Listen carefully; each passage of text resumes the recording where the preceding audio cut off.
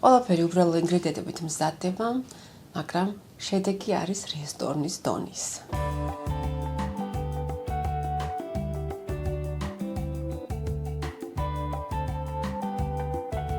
მოგესალმებით პოლინის სამყაროში. დღეს მოვამზადოთ კერძი ჟულიენი. ეს არ არის კლასიკური ვერსია, არამედ მე შემოგთავაზებ ჩემს ვარიანტს. ფენებად დაწყობილი ხორცი და სოკო კრემოვანი соусით. კლასიკურ ვარიანტში ძირითადად გამოიყენება სოკო, როგორც არის კამასოკო ან ტყის სოკო. თანამედროვე კულინარიაში კი ამზადებენ სოკოს და ქათმის ფილეს ნაზავი. მე დღეს შევარჩიე ესეთი ვარიანტი, რომელიც ასევე სადღესასწაულო სუფრაზე იქნება იდეალური. თქვენ შეგიძლიათ ძალიან სწრაფად და მარტივად ქათმის ფილეთ მოამზადოთ. ეს კერძი იდეალურია მაგალითად სადილებისთვის. მთელი ოჯახისთვის. ახლა კი დავიწყოთ და ვნახოთ რა გვჭირდება ჟულიანის მოსამზადებლად. მე დღეს შევარჩიე საქონლის ხორცი, რომელიც არის საკმაოდ წვრილნაჭრებად დაჭრილი და არის გამზადებული შესაწვავად. ხორცს რომელს არჩევთ, ეს თქვენზეა დამოკიდებული. იქნებათ საქონლის ხორცი თუ იქნებათ ქათმის ფილე. ასევე გვჭირდება სოკო, კამასოკო.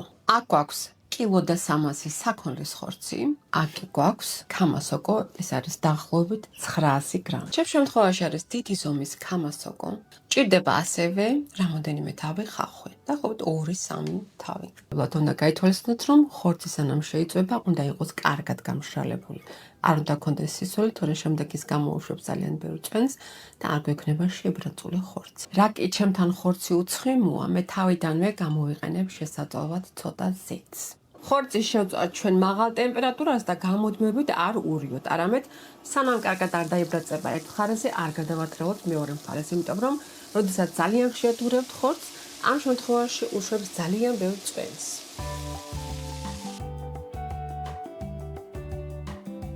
თუ ხორცი იყოს სველი, არ იყოს საკმარისად გამშრალი, ან ცოტა მეტი დავუმატეთ ტაფაზე, ამ შემთხვევაში იწყებს ხოლმე წვენის გამოშვებას. თუ კი ეს მოხდა, წვენი გადაწურეთ ცალკეთაში და ისე მშრალად გააგრძელეთ შეწვა. თუ ცხიმი დაკდა, დავუმატეთ ისევ ცხიმი.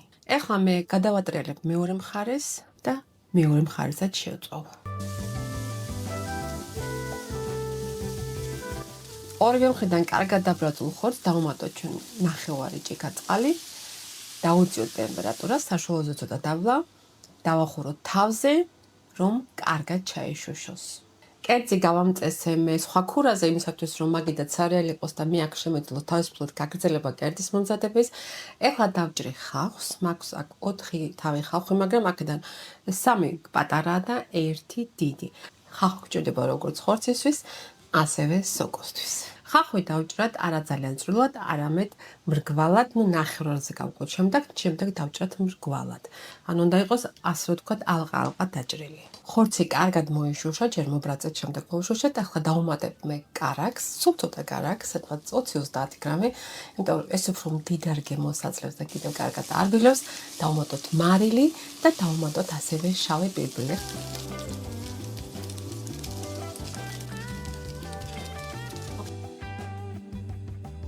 შემდეგ გამზადებულ ხორცს მე გადავიტა სხვა თაში და იგივე ტაფაზე მოვთუშავ ხავხს. ამასაც არ ვაკეთებ ერთდროულად, იმიტომ რომ ამ დროს მეტი წვენი გამოუშვას შემდეგ ხორცმა და მინდა რომ ხახვიც იყოს კარგად კარამელიზირებული. ეხლა იგივე ტაფაზე შევწვათ ჩვენ ხახვი. სულ ცოტა ცხიმს დავუმატებ.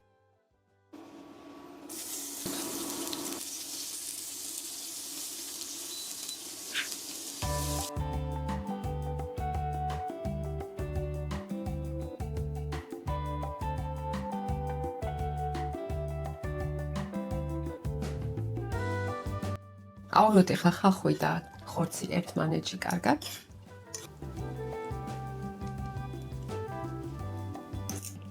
ხორცი უკვე გამზადებულია, ახლა გადავიდეთ სოკოზე. მე მაქვს კამასოკო, როგორც უკვე აღნიშნე, არის საკმაოდ დიდი ზომის, ამის მეტი არ იყო სამწუხაროდ მაღაზიაში.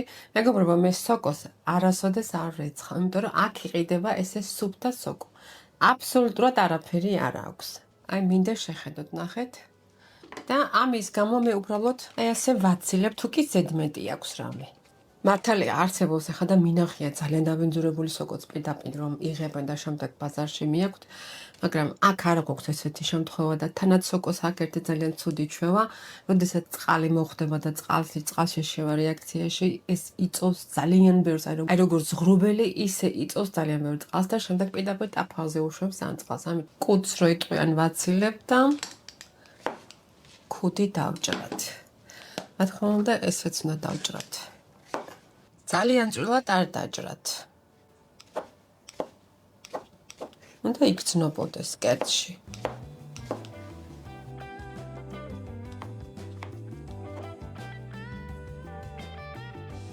დაჭრილი სოკო უნდა შევწვათ ტაფაზე. უნდა მოვბრაწოთ. და რაც მთავარია მეგობრებო, თავიდანვე არ დაუმატოთ ცხიმი. არამედ, როდესაც მოიშუშება კარგად სოკო, უნდა მოვშუშოთ მშრალად. რომ ზედმეტი წვენი არ გამოუშვას, იმიტომ რომ თავიდანვე თუ ცხიმს დაუმატებთ და ცხიმში შევწვათ, ეს ძალიან გამოუშვებს სითხეს და ტაფა აქაც უნდა იყოს კარგად გახურებული, როგორც ხორცის შემთხვევაში. კარგად გახურეთ და შემდეგ უკვე ისე დაუმატეთ.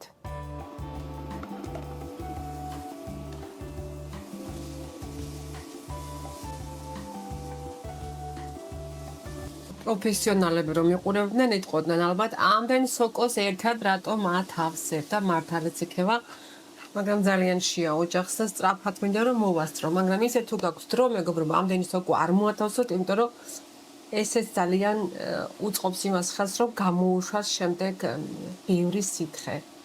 ჯერ არ უნდა გადავატრიალოთ, ცოტა შეიბრაწოს ერთი მხრიდან, რაც უფრო მეტად და დიდხანს ურევთ, მით უფრო ხშირად და მით უფრო ინტენსიურობით გამოუშვებს ის სითხეს. წვენი ჩემთან ამოიშრო და ცოტა გადავწურე კიდევაც, იმიტომ რომ მქონდა, მაგრამ ახლა ისეთი ბევრი არ მქონდა. შეგიძლიათ უბრალოდ რომ გადაწუროთ ეს წვენი. ეხლა დავუმატოთ უკვე კარაქი. და კარაქში მოვშუშოთ კარგად. შემდეგ დავუმატოთ უკვე შავი პილპილი და მარილი.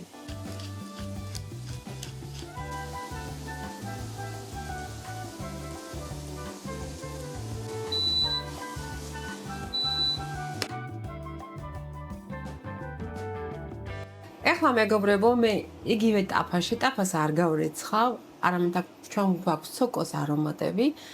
მოვთუშავ ხახს და დავუმატებ შემდეგ უკვე სოკოს. რატომ არ ჩავშვი? იმიტომ რომ კიდევ უფრო მეტ წყალს და სითხეს გამოუშვებ და ამიტომ მერჩენე რომ ცალკე მოვთუშო.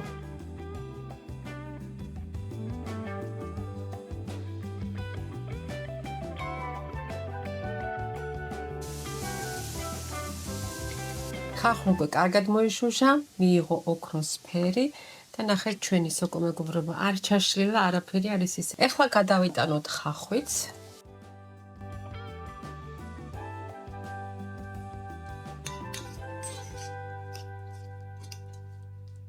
სოკო მზად არის მეგობრებო, ეხლა რა დაგვრჩენია, იგივე ტაფას გამოვიყენებ, იმიტომ რომ არომატები ჯერ კიდევ შიგნით არის. მეგობრებო, ეხლა მოვამზადოთ უკვე სოუსი. და ორიგინალ რეცეპტში არის ბეშამელის სოუსი მითითებული. ეს არის კარაქი, ფქვილი, ნაღებიან რძე, ნუ ცირთადად უფრო რძე. მაგრამ რა კი მე თვითონ არ მიყვარს ბეშამელის სოუსი და ჩემთვის ზედმეტად მძიმეა, ამიტომ მე გადავწყვიტე რომ დღეს არაჟნის სოუსით მოვამზადო. ამისათვის გვჭირდება არაჟანი, ცოტა მაიონეზი, კარაქი, მარილი, შავი პიპილი და ფქვილი. ყველა ინგრედიენტების ზუსტ ჩაუნათვლას ნახავთ დაბლა ინფობოქსში და შეგიძლიათ სად არის დაბლა ინფობოქსი, იქ სადაც სათაური წერია. ჩამოშალეთ და ყოველთვის არის ინფორმაცია მითითებული, რა გამოვიყენე, რამდენი გამოვიყენე და შეგიძლიათ იქ ნახოთ. რატომ არაჟანი და მაიონეზი ერთად? არაჟანი, როგორც უკვე იცით, მაღალ ტემპერატურაზე იჭრება. რაც უფრო დაბალპროცენტიანია არაჟანი, მით უფრო დიდი ალბათობაა, რომ უფრო სწრაფად აიჭრას.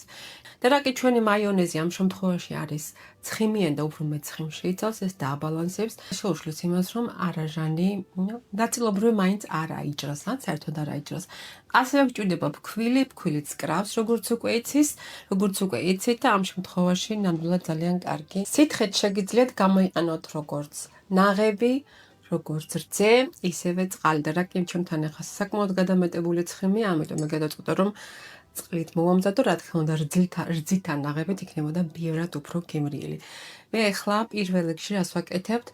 კარაქში კარაქს დაბალ ტემპერატურაზე მოვშუშავ ფქვილთან ერთად.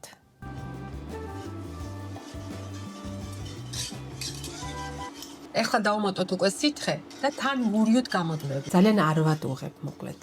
როდესაც დაიწყებ წამოდუღებას, უკვე დავუმატებ არაჟანს, დავუმატებ მაიონეზს.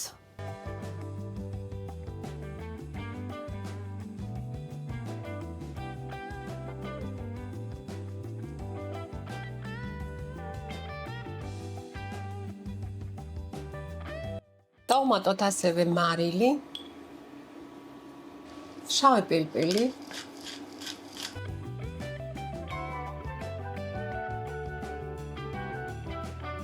სოუსი თითქმის სად არის, მე ხლა გადავწყვიტე ცოტა რძე დავუმატოთ, ოდნავ მომჟავო გემო აქვს. და ჩემის აზრით ეს უფრო ნეიტრალურ გემოს მისცემს. და ვისაც გნებავთ, შეგიძლიათ ასევე დავუმატოთ ნიორი. მე დავუმატებ, იმიტომ რომ ნიორი ზოგადად ძალიან ნებას. ბევრი არ უმატებს.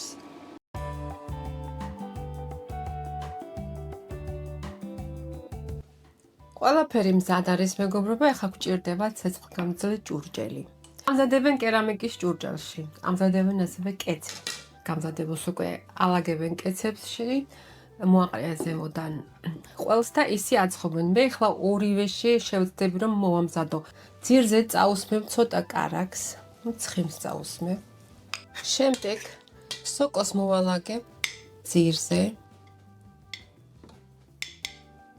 კლასიკურ რეცეპტში ხორციც და სოკოც ერევა ერთმანეთში. შემდეგ ეს ყველაფერი ერევა სოუსში და ისე გადადის გამოსაცხობ ფორმაში. მე კი ახლა მინდა რომ უბრალოდ ესე ერთმანეთის მონაცვლეობით და ჩავალაგო ინგრედიენტები. ზემოდან ამას ახლა მე სოკოს მოვასხავ სოუსს, რომელიც მოვამზადეთ. ახლა ზემოდან მოვალაგოთ ხორცი.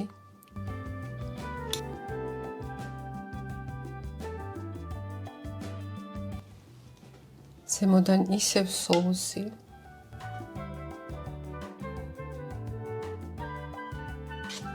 სოკო.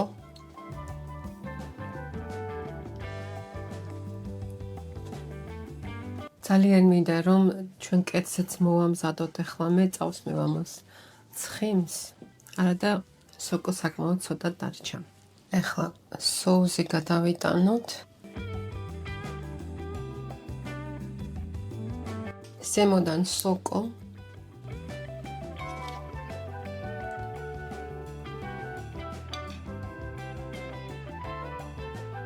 ზემოდან უნდა მოვაყაროთ ყველი, უმჯობესი იქნება თუ იქნებათ სულგუნი თუ არა და მოცარელაც არ არის ცუდი, ოღონდ ძალიან ისეთი მოცარელა არა იყოს, რომელიც ბევრ სითხეს შეიცავს, ესე დაპრესილი მოცარელა უფრო. ეხლა მოვაყაროთ ზემოდან.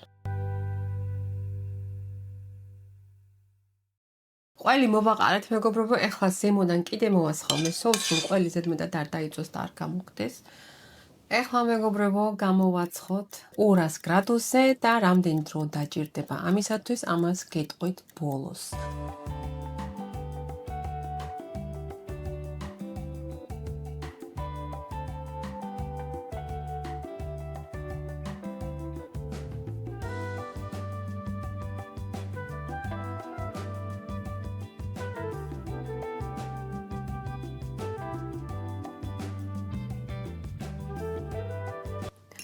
ჩვენი მობრაწულა უკვე გამოცხვა, შულიენი, ეხლა ვნახოთ როგორია და დაახლოებით 200 გრადუსზე დაჭირდა ჩემთან 35 წუთი.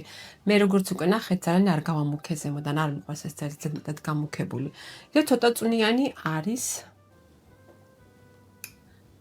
ეხლა გავსინჯოთ. მომერთო